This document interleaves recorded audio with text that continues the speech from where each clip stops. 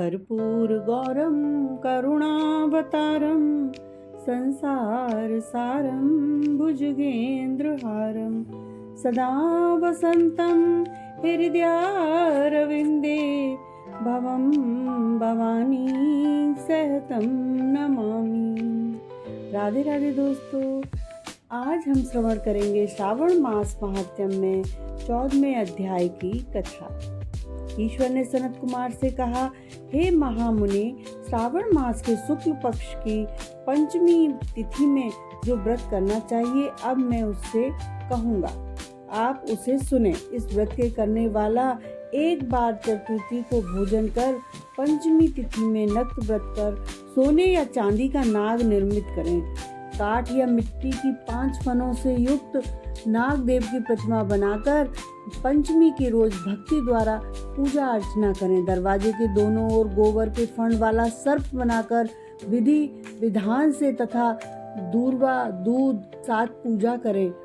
मालती, चमेली, पुष्पा, चंपा के फूलों द्वारा रमणीय गंध, अक्षत, धूप और दीप द्वारा पूजा करें। ब्राह्मणों को पवित्र घी के लड्डू और खीर का भोजन करा दें। अनंत, बासुका, शेष, पद्मनाभ, कंबल, कारकोटक, अश्व, धृतराष्ट्र, संगपाल, कालीय तथा तक्षक इन नामों के कुलाधपी को हल्दी और चंदन से दीवार पर लिखें तथा नाग माता क्रुदु को भी लिखकर फूलों आदि से पूजन करें। यानी जन नाग देवों का पूजन कर भरपूर घी व चीनी सहित दूध पिलाकर उसी दिन लोहे की कढ़ाई में कोई भी चीज न बनावें। नैवेद्यार्थ भक्ति द्वारा गेहूं और दूध का प्यास बनाकर भुना चना, धान तथा लावा भुना हुआ जौ नागों को दें और आप भी इन्हीं चीजों का भोजन करें। लड़कों को भी यही दें। इसी दिन लड़कों को देने मात्र से लड़कों के दांत मजबूत होते हैं। स्त्रियां भी अपने कपड़े आभूषण द्वारा श्रृंगार कर उत्सव करें। जो इस प्रकार करते हैं उन्हें सर्प का भय नहीं होता है। हे विप्र, और भी सुनो। हे महामुने, संसार के जीवों के कल्याणार्थ मैं आपसे कुछ कहूँगा, उसे सुनो। हे वत्स, सर्प के दर्शन मात्र से मनुष्य अधोगति को प्राप्त होता है।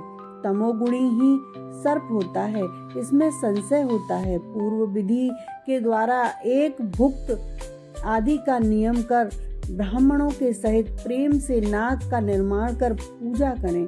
इस तरह 12 महीनों की शुक्ल पक्ष की पंचमी के दिन व्रत करें। साल की समाप्ति पर शुक्ल पक्ष की पंचमी के दिन फिर पूजा आदि करें। नागों को भोजन के उद्देश्य से ब्राह्मणों तथा सन्यासियों को भोजन करा दें।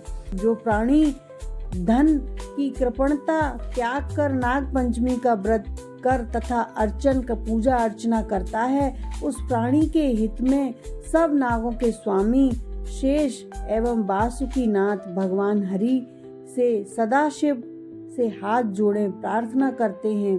शेष और वासुक की प्रार्थना द्वारा शिव और भगवान विष्णु प्रसन्न होकर उसी जीव की सब कामनाओं को परिपूर्ण करते हैं।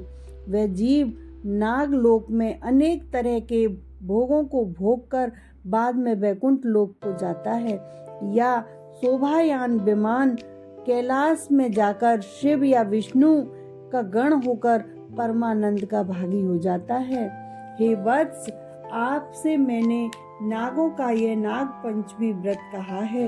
अब और क्या श्रवण करने की अभिलाषा करते हैं उसे कहिए। तो इस प्रकार श्रावण मास महात्म्य में 14वां अध्याय संपन्न हुआ। एक नए अध्याय के साथ कल फिर मिलेंगे। हर हर महादेव, हर हर महादेव, हर हर महादेव।